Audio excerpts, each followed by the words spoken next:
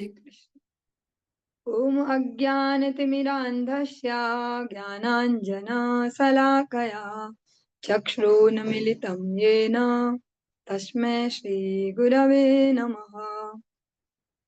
वन्देऽहं श्रीगुरौ श्रीयुतपदकमलं श्रीगुरून् वैष्णवांश्च श्रीरूपं साग्रजातं सहगणरघुनाथान्वितं तं सजीवं साद्वैतं सावधूतं परिजनसहितं कृष्णचैतन्यदेवं श्रीराधा कृष्णपादान् सहगणललिता श्रीविशाखान्वितांश्च वृन्दाये तुलसीदेव्ये प्रियाये केशवस्य च कृष्णभक्तिप्रदे देव्ये सत्यवत्ये नमो नमः।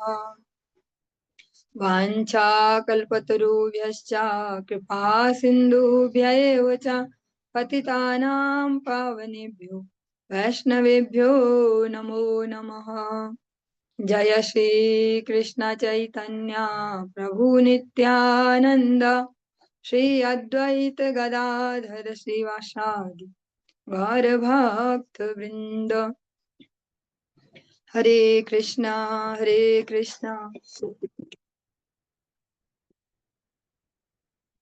कृष्णा हरे हरे हरे राम राम राम हरे हरे।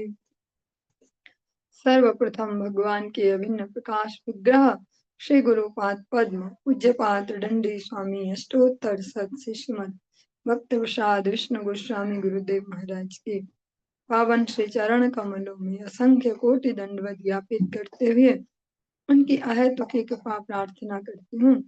वे अपनी कृपा वर्षण करे जिससे निज कर्ताभिमान भाव को छोड़कर एकमात्र उनकी वाणी के वाहक के रूप में अपना परिचय दे सकूं।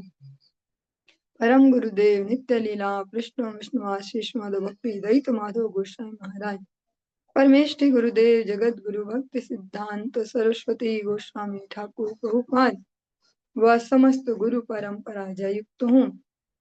सपार्ष श्रीमन नित्यानंद प्रभु श्री गौरहरि वृंदावन बिहारी श्री राधा गोपीनाथ भगवान जयुक्त हूँ।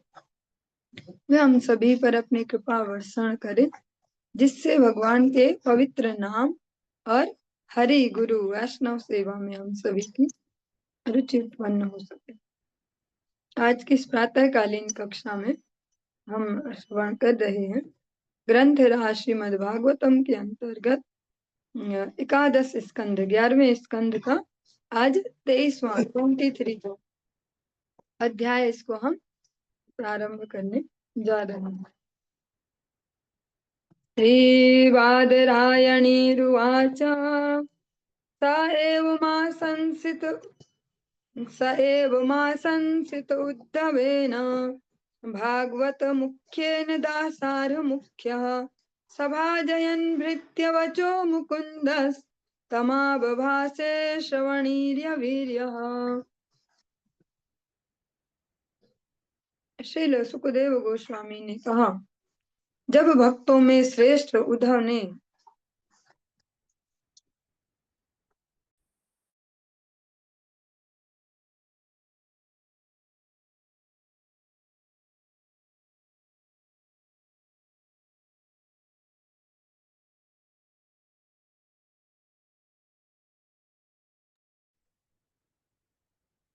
सुखदेव गोस्वामी ने कहा, जब भक्तों में श्रेष्ठ उद्धव ने दासारह प्रमुख भगवान मुकुंद से इस प्रकार सादर अनुरोध किया तो पहले उन्होंने अपने सेवक के कथन की उपयुक्तता स्वीकार की। फिर वे भगवान जिनके यशस्वी कार्य सुनने हेतु सर्वाधिक योग्य है उन्हें बतलाने लगे। उद्धव जी ने क्या पूछा था, अगर आपको याद हो लास्ट, वे जानना चाह रहे थे कि ऐसा कैसे हो सकता है, प्रैक्टिकली ऐसा कैसे हो सकता है मनुष्य जो स्थिति भगवान कह रहे थे। उद्धव जी कहते कि भैया मुझे अच्छे से समझाइए, ऐसा तो बहुत मुश्किल है, कौन किसके ऐसे अपराधों को सहन करते रहेगा, आज कोई ऐसा दुर्व्यवहार करे कुछ करे, ऐसा प्रैक्टिकली कैसे हो पाएगा। सुखदेव गोस्वामी जी कह रहे हैं कि भगवान ने पहले तो उद्धव जी के प्रश्न का अनुमोदन किया कि हाँ सही पूछा ऐसा, और फिर भगवान का यहाँ पे एक गुण दिया गया, जिनके यशस्वी कार्य सुनने हेतु सर्वाधिक योग्य है। हम जो कुछ भी मुंह से बोलते हैं, जो भी गपशप मारते हैं, बातचीत करते हैं, उसके सेंटर में कोई ना कोई व्यक्ति वस्तु होती है, उसके ही बारे में हम बातचीत करते हैं कि वो आदमी बड़ा खराब है, या वो बहुत बढ़िया आदमी है, या वो ऐसा, या वो ऐसा लाए तो वो बहुत बढ़िया ऐसा।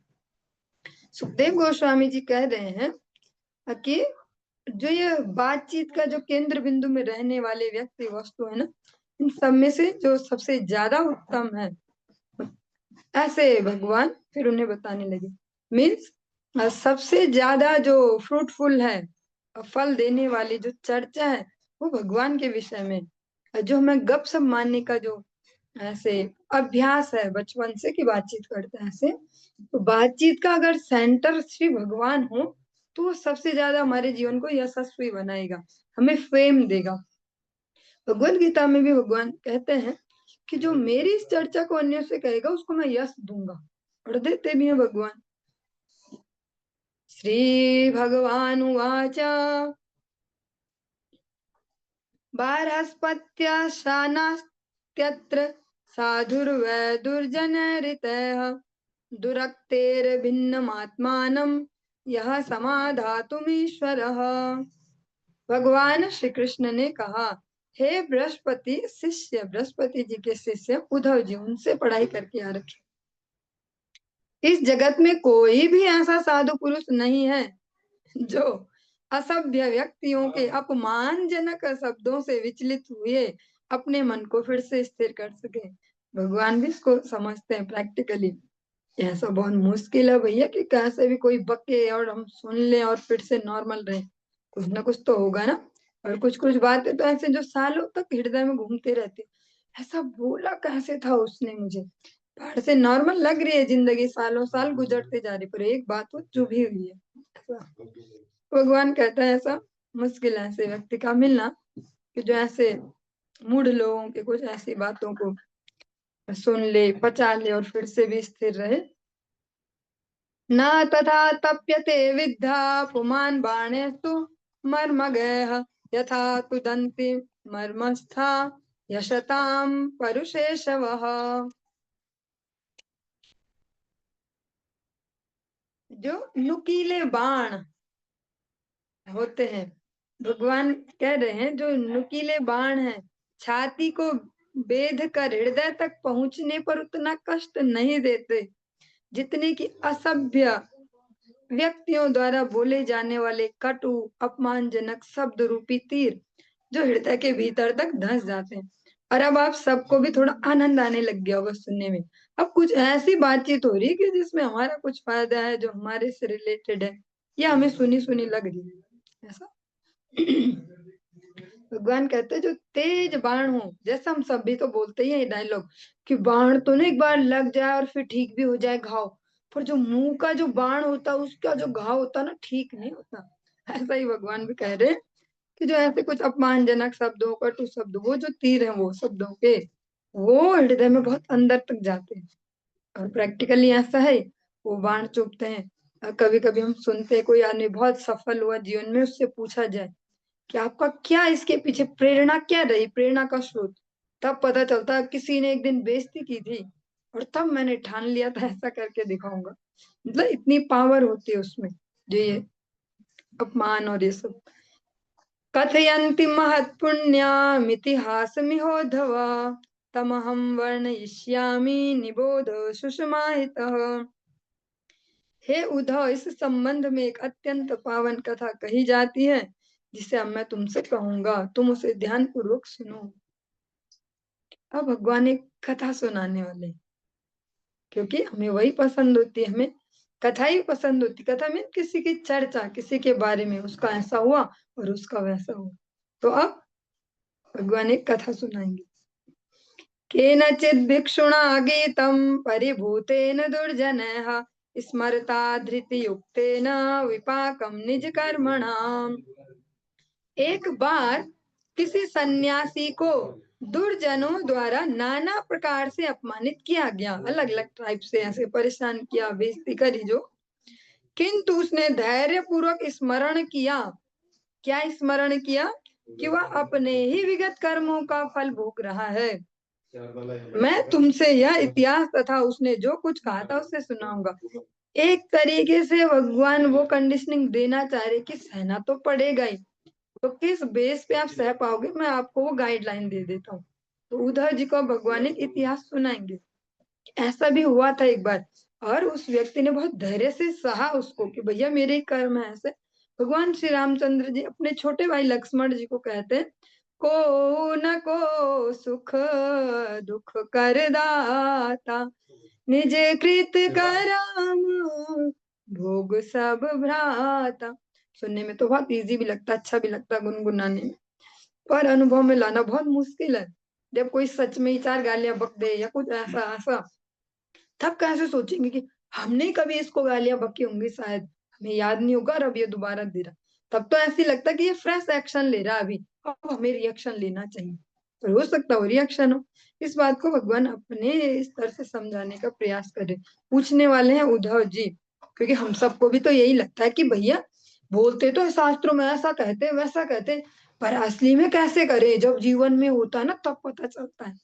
तो भगवान उसी के लिए तैयार करना चाह रहे, क्योंकि ऐसे ही जब हम कथा श्रवण भी करते गुरु वैष्णव से, बहुत सारी बातें ऐसी होती जिन्हें हम पचा नहीं पाते, पर फिर भी सुनते हैं। तो क्योंकि अभी हमारा लेवल नहीं है उस प्रकार का, तो हम उसको पचा नहीं पाते, पर वो वाणी झूठी तो नहीं, साधु की और शास्त्र की। अब भगवान एक इतिहास सुनाएंगे ऐसा कि किसने इसको ऐसे हैंडल किया। अवंति सुद्विज कश्चित,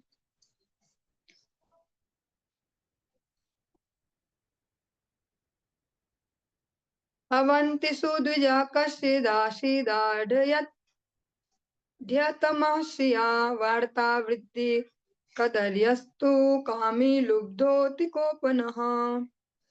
अवंती देश में किसी समय कोई एक ब्राह्मण रहता था, जो अत्यंत धनी था और समस्त ऐश्वर्यों से युक्त था तथा व्यापार कार्य में लगा हुआ था, किंतु वह अत्यंत कंजूस, कामी, लालची तथा क्रोधी था। ये उसके लक्षण भी बताए कि कैसा व्यक्ति था वो। ज्ञातयोऽतिथयस्तस्य वाङ्मात्रेणापि नार्चिताः, शून्यावसत् आत्मापि काले कामैरनर्चितः। उसका घर धर्म और वैध इंद्रिय तृप्ति से विहीन होने से उसमें पारिवारिक जनों तथा अतिथियों का ठीक से, यहाँ तक कि वाणी से भी आदर नहीं होता था। वह समुचित अवसरों पर अपने शरीर की भी पर्याप्त इंद्रिय तृप्ति नहीं होने देता था।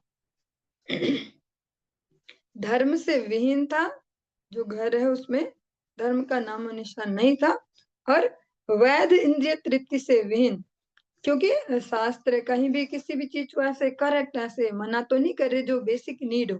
मना तो बहुत सारी चीजों को कर रहे, पर जो बेसिक रिक्वायरमेंट हो ह्यूमन बीइंग की, ऐसे कुछ मना नहीं किया। सबको ऐसे बोला रेगुलेटेड वे में किया जाए, रेगुलेटेड वे में, ऐसे कंट्रोलिंग वे में ऐसे। तो वैध इंद्रिय तृप्ति से विहीन में अवैध रूप से सभी इंद्रियों का तर्पण वहां चलता था। इसकी वजह से जो पारिवारिक जन भी हैं, जो आने वाले अतिथि भी, उनका समुचित सम्मान सत्कार सब नहीं होता था। दुःशीलस्य कदर्यस्य दुर्यन्ते पुत्र बांधवाः, दारा दुहितरो वृत्त्या विष्णानाचरन् प्रियम। अब जो वो आदमी है वो भला कंजूस भी है, और सुना अभी कि कभी कभी मतलब जो उसके लिए भी जरूरी हो वो भी नहीं करता, वो कंजूसी में ऐसा, क्योंकि वह हृदय से कठोर तथा कंजूस था। अ, कठोर हृदय का होगा तभी कंजूस हो पाएगा, बहुत हिम्मत चाहिए कंजूस होने के लिए भी। इसलिए उसके पुत्र, उसके ससुराल वाले, उसकी पत्नी, उसकी पुत्रियां तथा नौकर उसके प्रति वैर भाव रखने लगे। सब लोग उसके दुश्मन हैं, और ऐसे ये प्रैक्टिकली ऐसे अनेक परिवार, लाखों करोड़ों परिवार ऐसे हैं एक दो नहीं है, लाखों करोड़ों हैं, कि जहाँ हेड ऑफ द फैमिली से सब ऐसा ही रहते हैं कि बस जरा सा इसका निपटारा हो तो सब सुखी हो जाए, ऐसा। तो वो सब उससे वैर रखते हैं, ऐसे नहीं बोला कि उससे नाराज रहते हैं, वैर बोला, डायरेक्ट वैर भाव रखते हैं। उब जाने के कारण वे उससे कभी भी स्नेहपूर्ण व्यवहार नहीं करते, कभी भी प्यार से कुछ उससे व्यवहार नहीं करते, न प्यार से बोलना न कुछ, बस ऐसे जबरदस्ती वाला हिसाब। तस्यैवं यक्षवित्तस्याच्युतस्यो भयलोकतः धर्म काम विहीनस्य चुक्रुधुः पंचभागिनः। इस तरह 5 पारिवारिक यज्ञों के अधिष्ठाता देव उस ब्राह्मण से क्रुद्ध हो उठे, जो कि कंजूस होने के कारण अपनी संपत्ति की रखवाली यक्ष की तरह करता था, और जिसका न इस जगत में न ही अगला जो जगत होने वाला अगला लोक, उसमें कोई अच्छा गंतव्य था, कहीं उसका कोई बढ़िया ठिकाना नहीं था, और जो धर्म तथा विषय भोग से पूरी तरह विहीन हो गया था। मीन्स धर्म से भी पूरी तरह च्युत था, क्योंकि धनात् धर्मस्य ततो सुखम, ऐसा सुनते हम शास्त्र में। हाँ तो वो उस धन को धर्म में नहीं लगाता, और जो उसकी बेसिक रिक्वायरमेंट हो उसके इंद्रियों के लिए भी जो बेसिक, उनमें भी नहीं लगाता। उपमा दी गई कि यक्ष जैसे एक राक्षस, ये जो यक्ष ऐसे होते हैं, उनके जैसे धन की चौकीदारी करता, कोई छीन ना ले, कुछ कुछ कर ना ले, कोई खर्चा ना कर दे, ऐसा। तो 5 पारिवारिक जो यज्ञ हैं अलग अलग प्रकार से जो संपन्न होते हैं, भैया अतिथि का सत्कार करो, परिजनों को प्रसन्न रखो, ऐसा ऐसा जो जो भी, तो वे जो उनके अधिष्ठाता देवता है वे भी उससे गुस्सा है कि बड़ा ही कंजूस। तो कंजूस होना केवल एक पर्सनल प्रॉब्लम नहीं है, बहुत बड़ी वैश्विक समस्या भी है वो। तद्वध्यान विस्तस्त पुण्य स्कंधस्य भूरिदा अर्थोप्यगच्छ निधनम भवायास परिश्रम। हे वदान्य उद्धव, हे दयालु उद्धव, इन देवताओं की उपेक्षा करने से उसके पुण्य तथा उसकी सारी संपत्ति का भंडार खाली हो गया, जबकि वो तो कंजूस है और उसने तो बहुत जमा किया। फिर भी ऐसा तो है नहीं कि सब चीज फिजिकली है केवल कि हमारा इन पे कब्जा रहे, ऐसा कैसे भी गायब हो सकता है। नोट जमा कर करके रख दो, क्या पता दीमक की चाट जाए तो गए वो काम से। बैंक में इकट्ठा कर दो, बैंक में ही आग लग जाए तो गया काम से, ऐसा कुछ भी हो सकता है। उसके बारंबार के विस्तृत प्रयास द्वारा संचित भंडार का पूरी तरह क्षय हो गया। श्रील जी गोस्वामी जी की टीका है कि ब्राह्मण में पुण्य का लेस बचा हुआ था, अभी बचा हुआ था पुण्य थोड़ा सा, जो मोक्ष की आशा से श्री भगवान के प्रति निर्दिष्ट था। उस पुण्य रूपी शाखा का शुद्ध अंश बिना मुरझाए रहा, जिससे अंत में ज्ञान का फल प्राप्त हो। ये उसके जीवन का एक हिस्सा है कि वैसा आदमी है, घर वाले भी सब दुखी हैं कि कब ये टरके, ऐसा। लेकिन एक उसका कुछ ना कुछ पुण्य बचा है। उस जो पुण्य का जो वो फल है, उसके प्रभाव से उसके भगवान में एक आशा है। वो प्रैक्टिकली तो कुछ खर्चा नहीं करता, धर्म नहीं करता, कहीं ना कहीं एक एक बारीक तार बची हुई है अभी, उसके रिजल्ट से उसके जीवन में परिवर्तन आएगा। ऐसा जैसे मैं कई बार आपको एक उदाहरण सुना चुकी हूँ, प्रत्यक्ष देखा हुआ, कि भैया ऐसे एक बहुत ही बड़े धनी व्यक्ति थे और बहुत कंजूस गवर्नमेंट जॉब वाले, जिनका मैं बार बार उदाहरण देती हूँ। उनका भी ऐसा ही कुछ देखा, जैसा यहाँ पे कुछ ना कुछ वो पुण्य, कुछ ना कुछ तो बचा था वो गलती से, क्योंकि उनका भी ऐसा ही देखा कि भैया परिवार वाले की तो मृत्यु तक हो गई, किसी का बिना खाए, किसी के बिना इलाज किए, तब भी व्यक्ति खर्च नहीं करता। पर वो व्यक्ति भी गुरुदेव को दर्शन करके उनके पास आए, एक पाव ऐसे पेठा लाए, आधा किलो था शायद, 50 रुपए भी उन्हें प्रणामी भी दे। तो इसको तो कुछ ऐसा ही तो समझेंगे ना कि बस कल्पना से परे, घर वाले बिना खाए पिए मर गए, बिना इलाज के मर गए, तो ऐसा ही है कंजूस व्यक्ति भी, इसका भी थोड़ा कुछ बचा है अभी। जो शास्त्र की जो वाणी है वो हम अपने जो प्रैक्टिकल जीवन है उसमें देख सकते हैं। शास्त्र कोई कल्पोल कल्पित बातें नहीं करते। भगवान भगवद गीता में कहते हैं जो ये ज्ञान है, ये क्या, प्रत्यक्षावगमम धर्म्यम, ये प्रैक्टिकली अप्लाई होने वाला, उसको हम देख सकते हैं। ऐसा नहीं है कि इमेजिनरी सुना रहे, एक ऐसा था वैसा था और सुना और हो गया टाइम पास, ऐसा। ज्ञातयो जगृहु किंचित किंचित दस्यव उद्धव दैवतः कालतः किंचित ब्रह्म बंधो निपार्थिवात। हे उद्धव, इस तथा कथित ब्राह्मण का कुछ धन उसके संबंधियों ने, कुछ चोरों ने, कुछ भाग्य ने, कुछ काल के फेर ने, कुछ सामान्य जनों ने, तथा कुछ जो प्रशासन है, जो राजा है, उनके अधिकारियों ने हत्या लिया। जो घर वाले हैं वो भी चुरा चुरा के ले लेते होंगे, जैसा भी जिसका जैसा हिसाब, जैसा फेमस ही होता है भारतीय महिलाओं का कि जेब में हाथ घुसा घुसा के देखते हैं, ऐसा भले वो होता नहीं है, पर ऐसा फेमस हो रखा है कि आज जेब में ही हाथ घुसाती है, जब भी देखो वहां पैंट लटके, ऐसा ऐसा। तो ऐसे उसके भी घर वालों ने कभी कभी ऐसे चुरा चुरा के, कभी किसी ने कभी किसी ने ऐसे।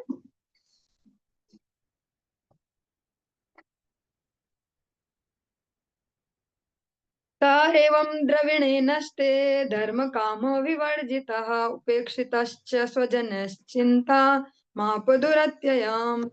अंत में जब उसकी संपत्ति पूरी तरह नष्ट हो गई, तो वह ब्राह्मण जिसने कभी भी धर्माचरण या इंद्रिय भोग नहीं किया था, अपने पारिवारिक जनों की से उपेक्षित किया जाने लगा। इस तरह वह असहनीय चिंता का अनुभव करने लगा। अब सब खत्म ही हो गया, तो अब घर वालों को डर भी कुछ नहीं रहा और कोई लज्जा भी नहीं रही। हाँ, तो सब ऐसा शुरू हो गया, जैसा कहते उपेक्षा करना, इग्नोर करना, सुना रहे ताने सुना रहे, ये सब। तो वो बहुत परेशान हो गया। तस्यैवं ध्यायतो दीर्घं नष्टरायस्तपस्विनः खिद्यते बाष्पकण्ठस्य निर्वेदः सुमहानभूत्। अपनी सारी संपत्ति खो जाने से उसे महान पीड़ा तथा शोक हुआ। महान मीन्स बहुत बड़ा। उसका गला आंसुओं से रुंध गया और वह दीर्घ काल तक अपनी संपत्ति के बारे में सोचता रहा। तब उसके मन में वैराग्य की प्रबल अनुभूति जागृत हुई। और ये कहीं ना कहीं वो जो बचा हुआ थोड़ा पुण्य का लेस है, उससे ही है। क्योंकि ऐसा हम प्रैक्टिकली भी सुनते हैं कि अकिंचनी कृत्य पदाश्रितम, या भगवान जिसको अपनी ओर लेना चाहते हैं उसको एक न एक बार तो अकिंचन बना के ही छोड़ते हैं, कि देख ले बेटा कौन कितना अपना है, कितना पैसा भी अपना है, ऐसा वो सीन। तो इनके जीवन में इस प्रकार से आया, क्योंकि तब वैराग्य उत्पन्न हुआ।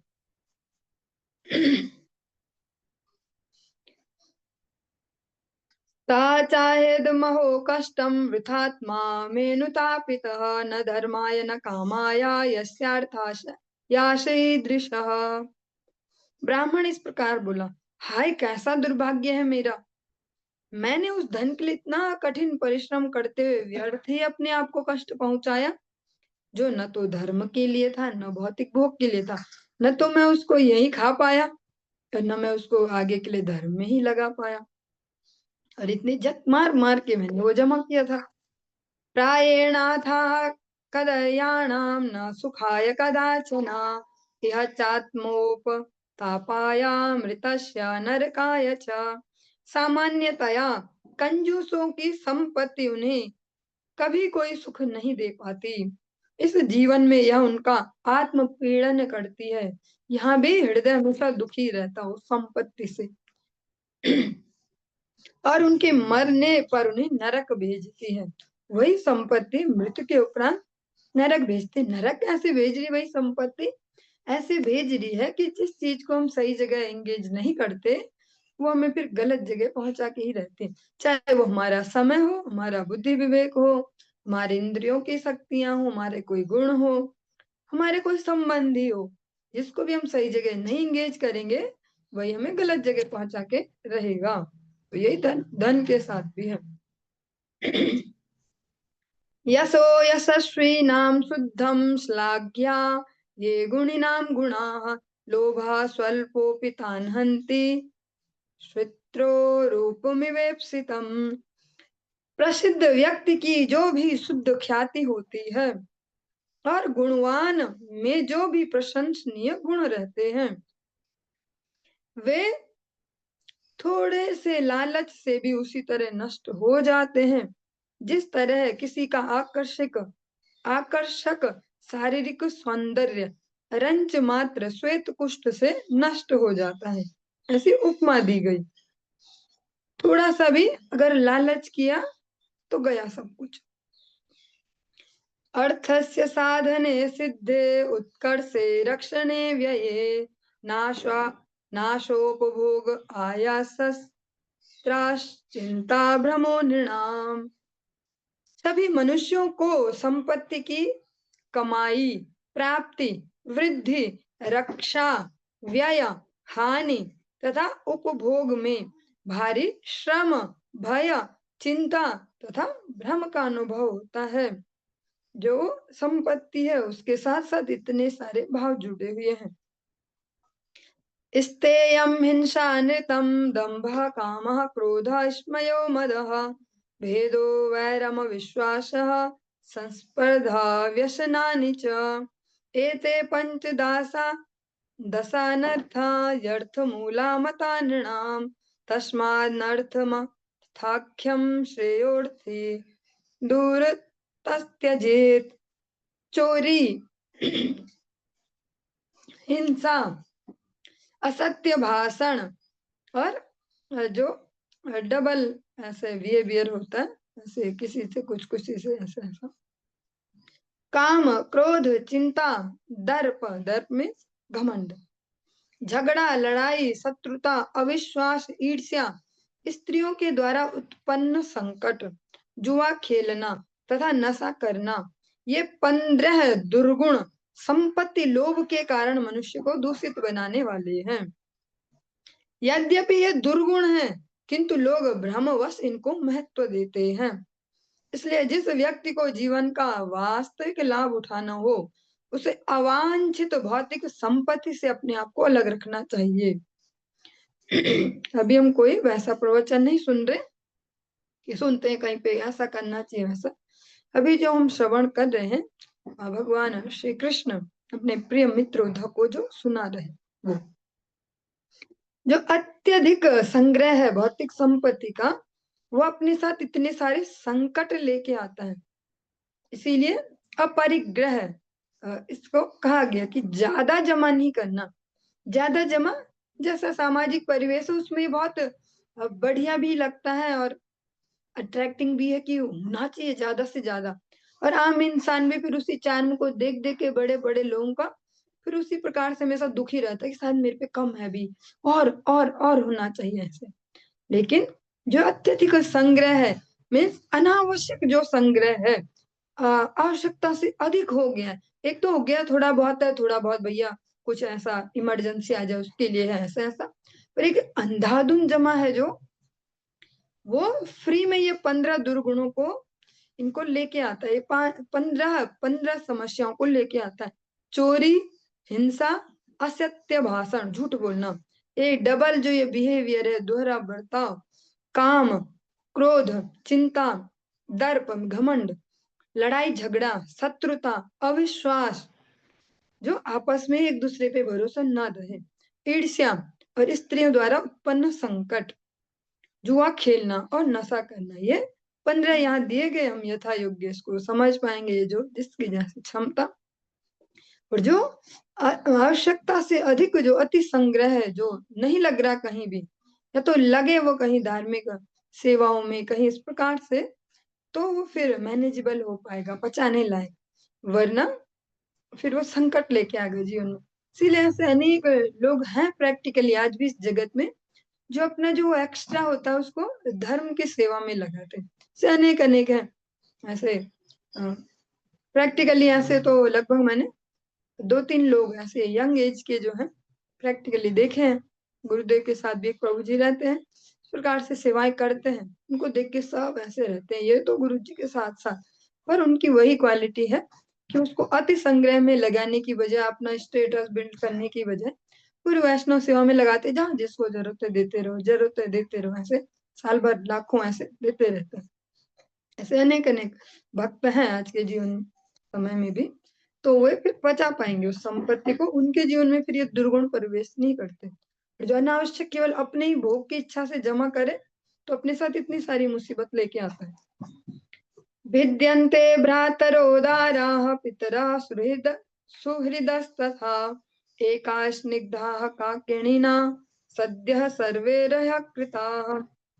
यहाँ तक कि मनुष्य के जो अपने ऐसे ब्लड रिलेशन में कह सकते हैं, रक्त के संबंध है, भाई, हाँ, और सबसे क्लोज जो सर्कल है, पत्नी, माता पिता, मित्र, जो उससे प्रेम से बद्ध थे, जिनके बीच प्रेम की डोरी थी, तुरंत ही अपना स्नेह संबंध तोड़ लेते हैं और एक छोटे से धन के एक छोटे से हिस्से के लिए भी शत्रु बन जाते हैं। और ये प्रैक्टिकली है। धन एकत्र हुआ, किसी से हमने कुछ बातें बनाई, किसी से कुछ आश्वासन दिए, अरे ऐसा हो जाएगा ना तो आपको ऐसा और वैसा वैसा ऐसे, और न फुलफिल कर पाए तो, क्योंकि लालच तो है ही मन में, फुलफिल न कर पाए तो गहन शत्रुता। और ये प्रैक्टिकली हम अपने अपने जीवन में देख सकते हैं, ऐसे चलता ही रहता है कि कोई व्यक्ति धनी हो जाए या कुछ हो, उसमें ऐसे संपत्ति संपत्ति, तो जो उसके नियर जो रिलेशन है उनसे भी फिर वो वैर शत्रुता आ जाती है। अर्थे नालपीयसायेते संरब्धा दीप्तमन्यवः त्यजन्त्यासु स्पृधो घ्नन्ति सहसोत्सृज्य सहृदम्। ये संबंधी तथा मित्रगण थोड़े से धन के लिए भी अत्यंत उद्वेलित हो उठते हैं और क्रोध से आग बबूला बन जाते हैं। प्रतिद्वंदी बनकर वे तुरंत सारी सद्भावनाएं त्याग देते हैं और क्षण भर में उनका परित्याग करके उनकी हत्या तक की जो परिस्थिति है वो आ जाती है। तो भगवान ये आज का परिवेश देख के ऐसा नहीं कह रहे, एक यूनिवर्सल फैक्ट दे रहे हैं। अनावश्यक जो संपत्ति है वो सारे, कहीं भी कोई भी क्लेश देखे, कहीं भी रिलेशनशिप में, तो धन केंद्र में ही है भैया। इसको ज्यादा मिला, इसको कम मिला, हमें पूछते नहीं, हमारा ऐसा वैसा जो जो ऐसा ही। लब्ध्वा जन्मामर प्रार्थ्यम मानुष्यम तद्विजाग्र्यताम् तदनादृत्य ये स्वार्थम गणन्ति यान्त्य शुभाम गतिम। जो लोग देवताओं द्वारा भी प्रार्थित मनुष्य का जीवन प्राप्त करते हैं और उस मनुष्य जन्म में सर्वोत्तम ब्राह्मण पद को प्राप्त करते हैं, वे अत्यंत भाग्यशाली हैं। यदि वे इस महत्वपूर्ण अवसर की अवहेलना करते हैं, इसका अपमान करते हैं, तो वे निश्चय ही अपने जो उनके पर्सनल जो हित हैं, जो उनके कह सकते हैं उनका वास्तविक जो फायदा है, उसका हनन करते हैं और विकट दुखद अंत को प्राप्त होते हैं।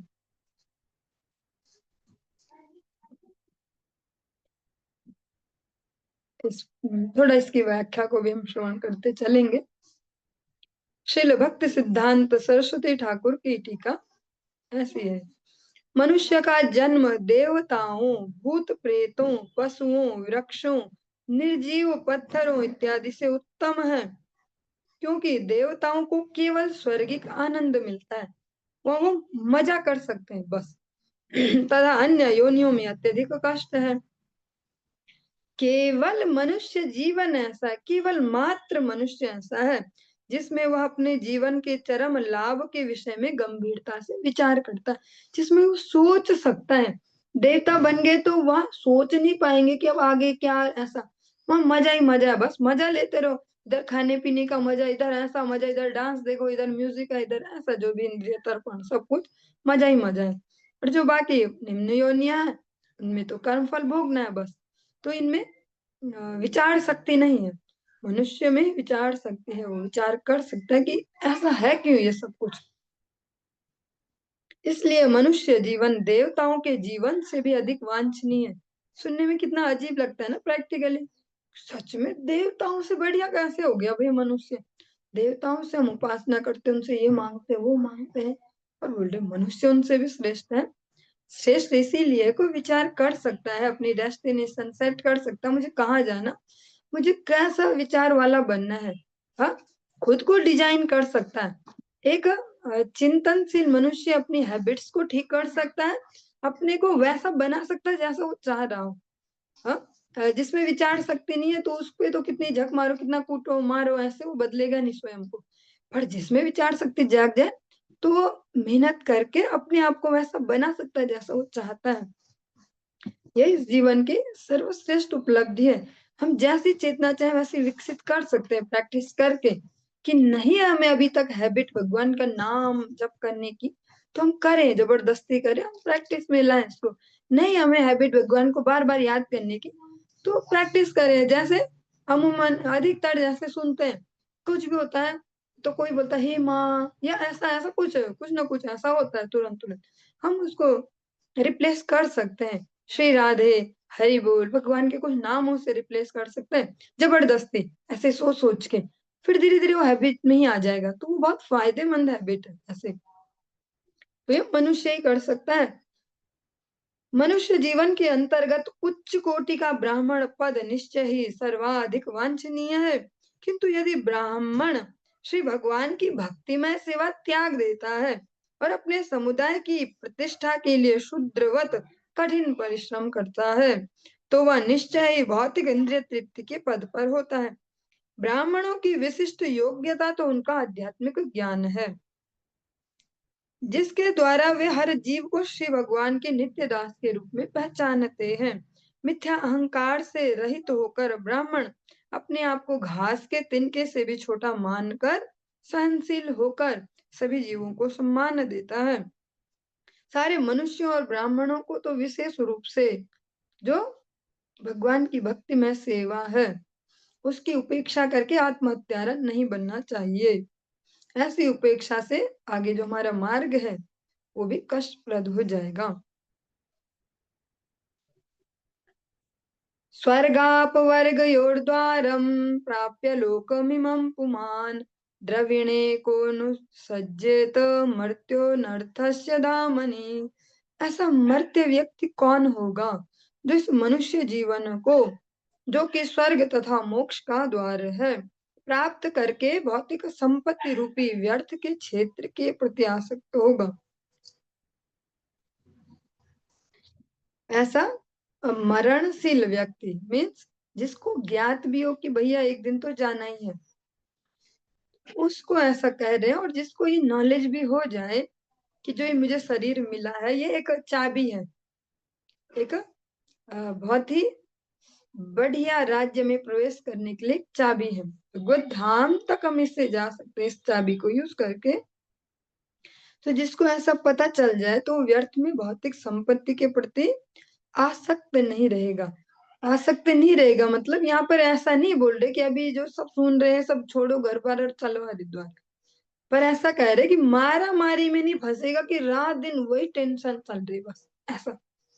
उसको उतना ही इज्जत दे उस धन संपत्ति को जितने के लायक हो, उतनी अटेंशन दे जितने के लायक हो। उसको भगवान ना बना दिया जाए कि जैसा भगवान के लिए कहा जाता है वैसा हम धन संपत्ति को हृदय में बिठा ले कि निरंतर यो माम स्मरति नित्य सह।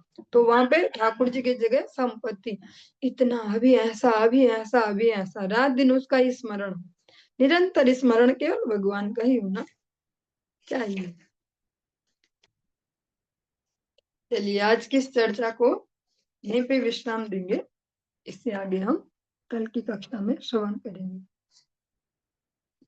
हरे कृष्ण।